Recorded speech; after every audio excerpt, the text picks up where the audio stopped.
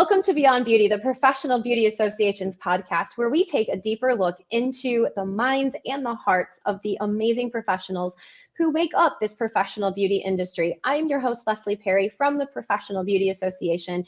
And with me today, I have an amazing guest, Janine Jarman, salon owner, celebrity stylist, educator, and now a product line founder, developer of Curl Cult, and self-described queen of perms, something along those lines. So I'm so excited to have you here, Janine, and thank you so much for making time to be with us. Oh, thank you for having me. I love the PBA. I've been, a career-long member.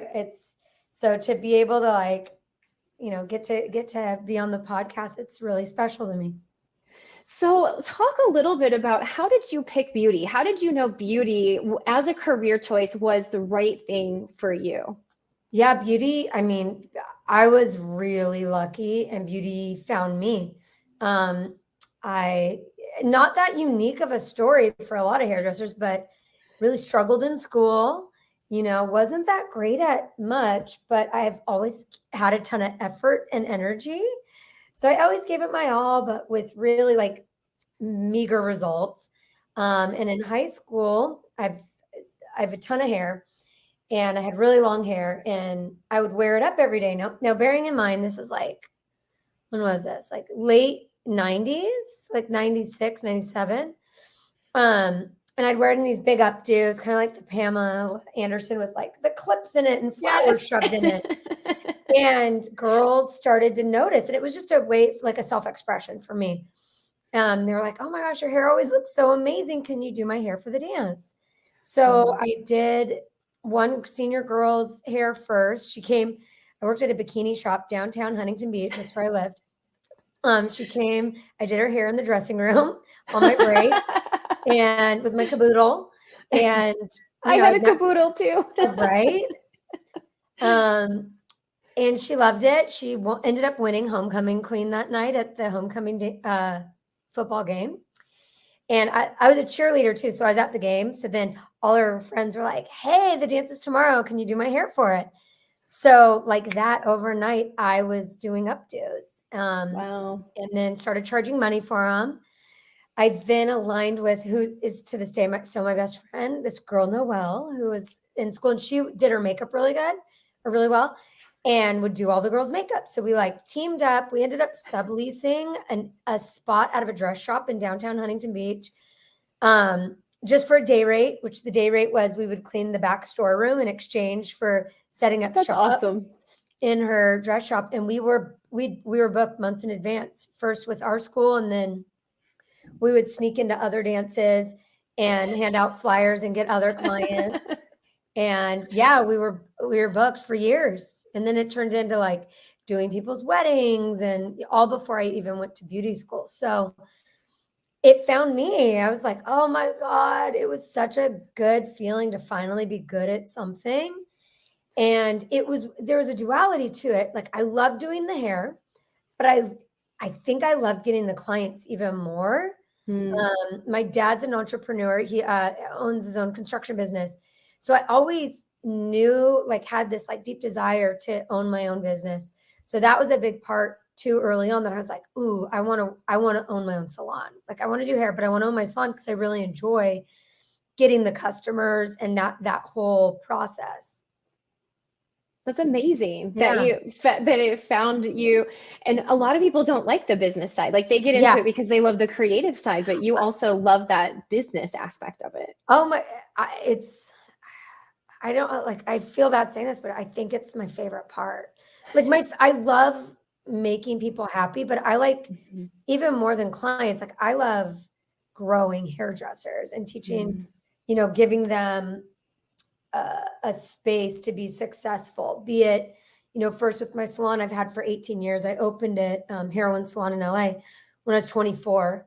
There's a salon I was working at that went under, which that's a story for another day of how I got that. It's a really good story. But getting the stylist busy and building a successful salon. And then I opened one in New York for 6 years under the same name and doing all that. I really loved that build. I loved building the salons and big picture designing, now to my product line. I was going to say, so how did, Yeah. I mean, you have like touched so many areas of the industry, and now as a product line founder, creator, developer, like where did that idea Flash come crazy person. I mean, it's so funny, right? Like, what a weirdo who likes perms as much as me. I always liked perms, even in beauty school. I went to beauty school in the year 2000. So like, what is it, 23 years ago? from? Everyone flat ironed their hair. Like, no one was getting perms. I mean, no one cool was getting perms. But it was fascinating. I had 3 Japanese exchange students in my beauty school. They showed me like how in Japan, like how there's this mad respect for perms and how they like have an avant-garde approach to it. And Kenichi, one of the guys, he taught me how to perm his hair on popsicle sticks. And our perm teacher, Miss Francis, was like a perm champion of the 80s. So I had this like really unique, like cool, like perms are secretly cool kind of vantage point in beauty school. And yeah, I always looked at them different. Like I knew they smelled bad.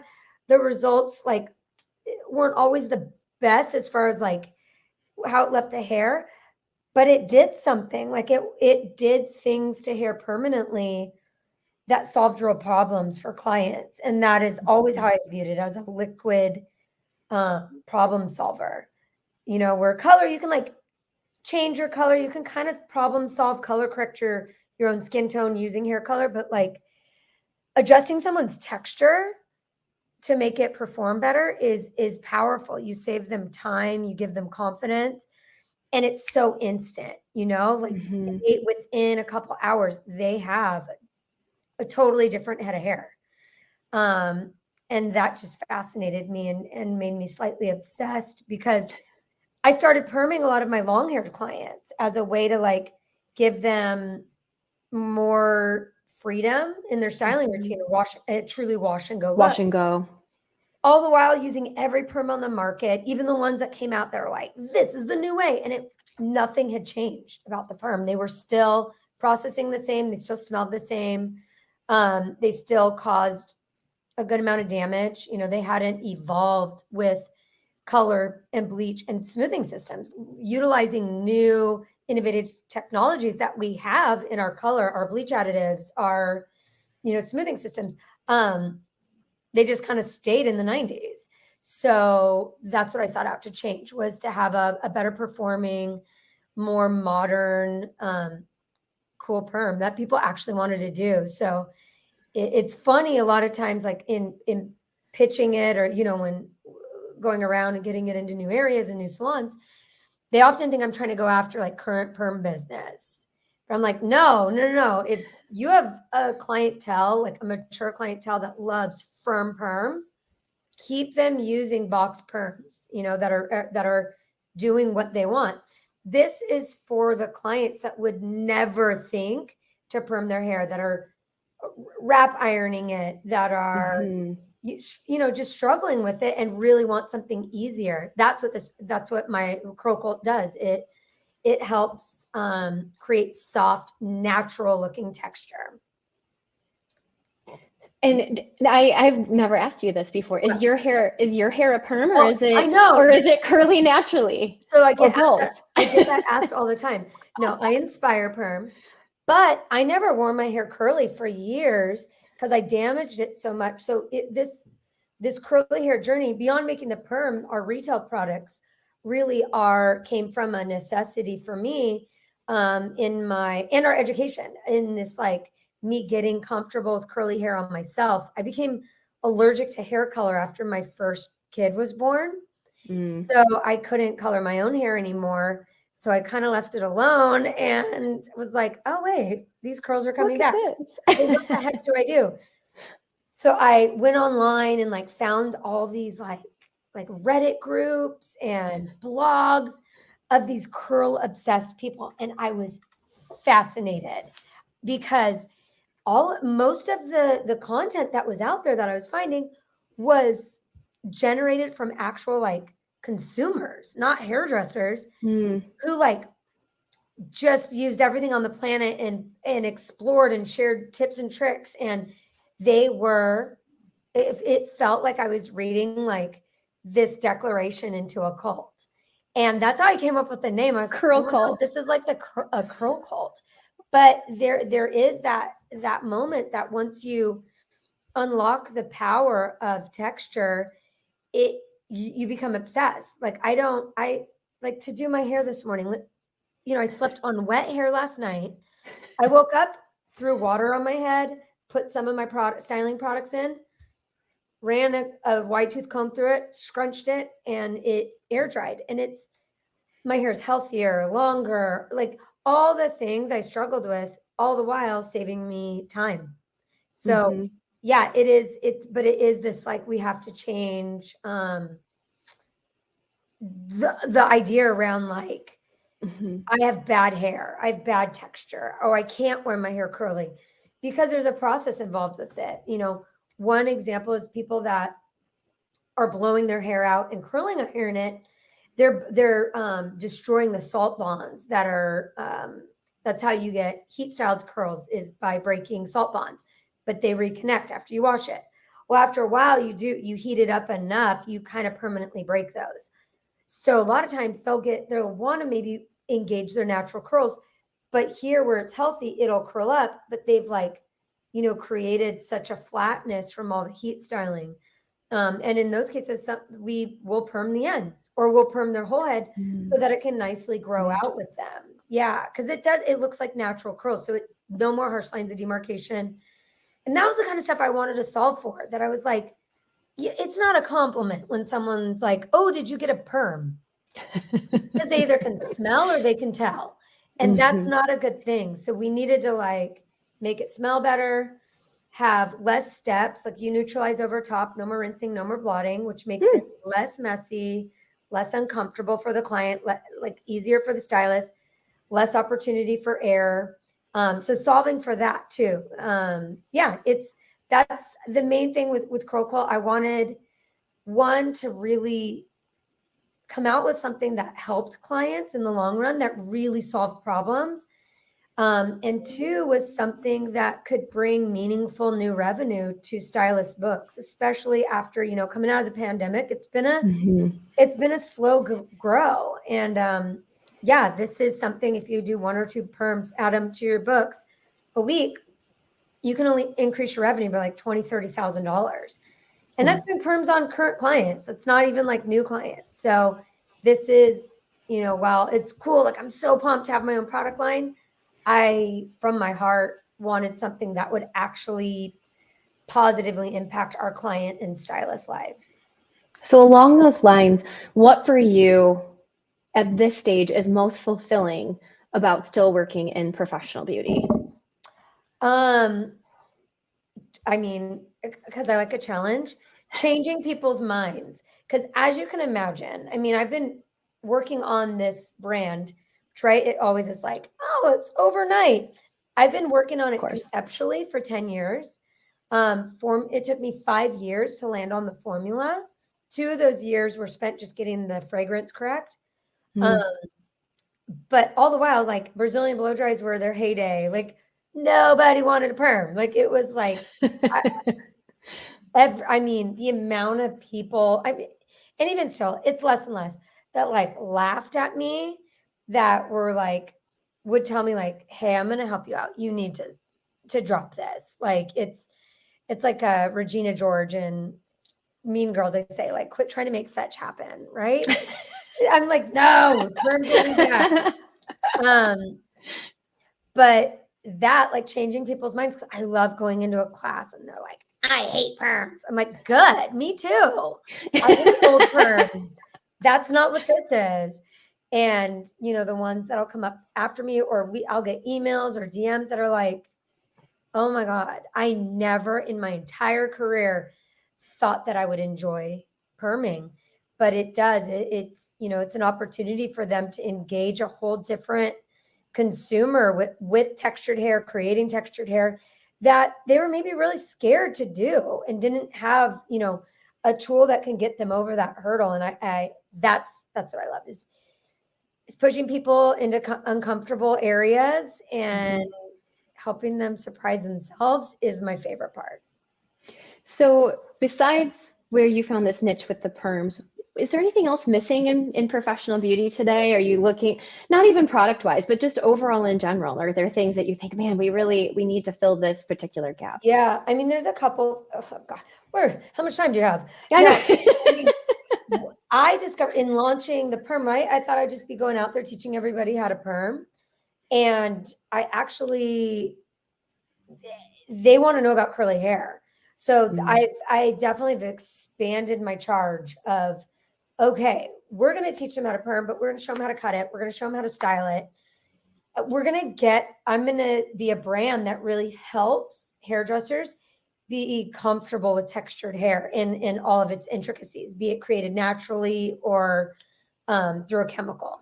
Because the perm is only part of the thing.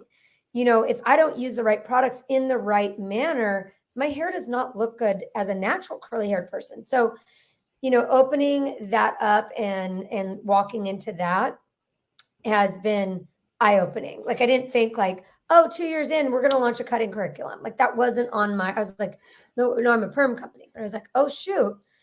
Yeah. Sometimes when they think their perm failed, it's because they needed a haircut to support it.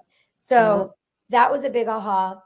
Another thing that I think our industry is missing is realistic expectations of wages, of revenue, of what success looks like. You know, there's so many ways to use a license. Being behind the chair isn't the only way. Finding clients via social media isn't the only way. But really, whatever route you take or move into, you know, treating it with like you would any other career and business path with commitment and consistency. I think that like having more unsexy education around that it's like, no, you can do it, but here's how long it'll actually take based on statistics. There's statistics around it. Like you don't become $100,000 hairdresser overnight just because you have a great Instagram. It's not enough, you know? And I think we've overly focused on specializing. We've like, look in history, trends have changed. Obviously I'm bringing perms back. So, you know, when I started hair, I only knew how to use a flat iron. So if I dug my heels in and I'm like, I only flat iron hair, then I'd really be struggling right now to continue to grow my clientele and to grow myself professionally. So I do worry about that sometimes when we're too quick to say no as hairdressers and be like, I only do blondes. It can be short-sighted and it removes, and this is like, it's the very controversial opinion, as you can imagine. This is just an opinion. I believe that it removes the customer service part from our job or our career. That in society, that is probably one of the biggest roles we play as a hairdresser is being a place of refuge, being a safe place to explore new ideas, to feel reinvented. And when we only will do A, B, and C, we lose out on that opportunity of connecting with a client deeper to help them explore different sides of themselves, their personalities, their eras that they're in. You know, like there's so many, I've come up with in contact with so many hairdressers that don't do short hair. And I can't count on. Trust me, as a short hair girl.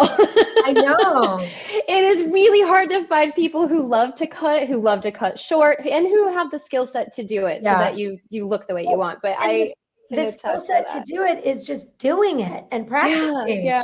But you'll never get the skill set if you don't do it.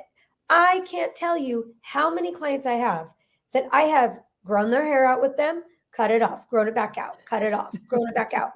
And I wouldn't trade that for the world. Like I'm their hairdresser through all of it. And it's been, there was never like, oh, I only like my hair. Like it was different eras. And we got to like, you know what I mean? They didn't have to replace me because I wasn't willing to cut their hair off. So yeah, I think there's a missed opportunity for long-term client connection when we overly specialize sometimes. Mm-hmm. And what advice do you have for some, an early career level professional, someone graduating school right now who might be watching and listening? Definitely, like, you want to get great at one thing, kind of like, you're going to have to learn all of it, but whatever you love the most, get great at it. Mm-hmm. But then move on, and then do stuff you're super crappy at. Invite models in, give people, like, we have one colorist on our floor who is like spectacular. When she came to, I was like, why do you want to work here? She's like, I'm ready to like learn to cut, because she came from a specialized salon. Mm-hmm. She's terrified because she's such a perfectionist. And all it took was like, I was like, I will fix whatever you mess up. Like, I would rather you mess it up, and at least you're getting after it and trying. And by the way, I have fixed zero. She's so talented. But oh God, from her just being ready to push herself and challenge herself, the amount of that's where self-esteem is created by, it is an actionable thing. You don't just wake up and have self-esteem. It is by doing esteemable acts. So you can't just get it by reading mantras or doing whatever. You have to do the things to make the self-esteem. It's like a gas in your tank. So for her, I've seen her self-esteem and confidence skyrocket, and it attracts clients because she's doing hard things. And when she gets through it, she feels amazing. And then when she maybe doesn't land it, we talk through it and she figures it out, and there's growth in there too, So it's that you got to and it's not failure at all, but just not being perfect and not nailing it is part of the process. Like, that's just how it goes. For sure. So this is I always love to ask a more fun question. So do you have a favorite decade for the look, the style, the hair, the clothes, the makeup, all of the things? Ooh, that's a hard one. Either, it's funny. I like, for architecture and design, I love the 20s, but for like clothes and hair and makeup, I love the 60s.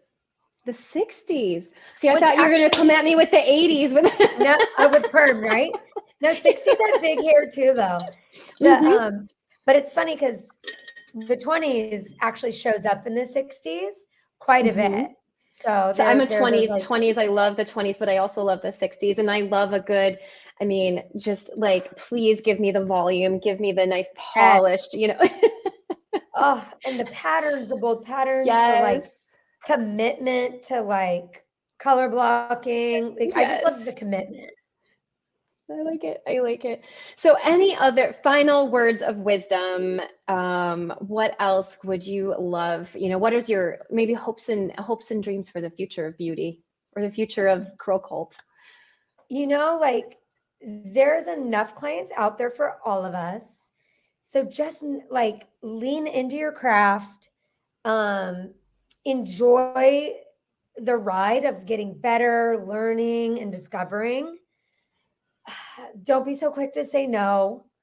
And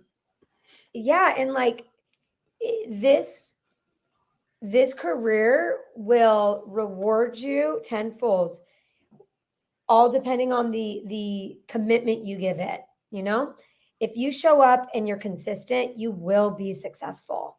But if you don't, it is going to forever be hard. And I think that's where we have a lot of, drop off, is because it's supposed to happen overnight compared to other careers. It does. It happens so quickly. All things considered, within 3 years, you can be an over $100,000 stylist. No problem. Not no problem, but all you put in the work and the effort and commitment, exactly. Right? Yeah. So, and two, don't forget that license. It's a passport to all things beauty. So whether you want to work for a brand, it doesn't mean you're shackled to a chair and by the way, that's one of my favorite ways to spend your career. But if you find it's not for you, know that there's so many ways for you to use that license. It is a passport. It's the best thing I've ever done for myself. And I have been, only because I've wanted to, I've gotten to dabble in almost every single thing that this industry has to offer. That's awesome. I love that. Your license is a passport. I think Yeah. that'll be one of the themes for our podcast. I mean, today. and literally, like I've tried, most of the countries I've been to, it's to do hair, not for vacation. So, and it's like, what other job, right? Mm-hmm. Sending a 20-year-old to Russia, to places I was like, I didn't even know I could go there. But that's something cool too. Traveling for hair, even if I don't speak the language, we speak hair. There is something so magical to meet a hairdresser across the US, across the world, to have this universal language that is beauty. We are a secret society, and I'll be forever grateful for that. I love that. Thank you so much. Thank you. I know we could keep on talking all day, I know, right? but I, again, just really appreciate you spending the time with us today, Janine, and appreciate all that you're doing for the industry and the time that you give and give back. So, and hopefully we get to see you in person again soon. I know. I'm sure there's more shows coming up. More stuff coming up. So yeah, so thanks again. We hope to see you soon. Take care. Bye. Thank you.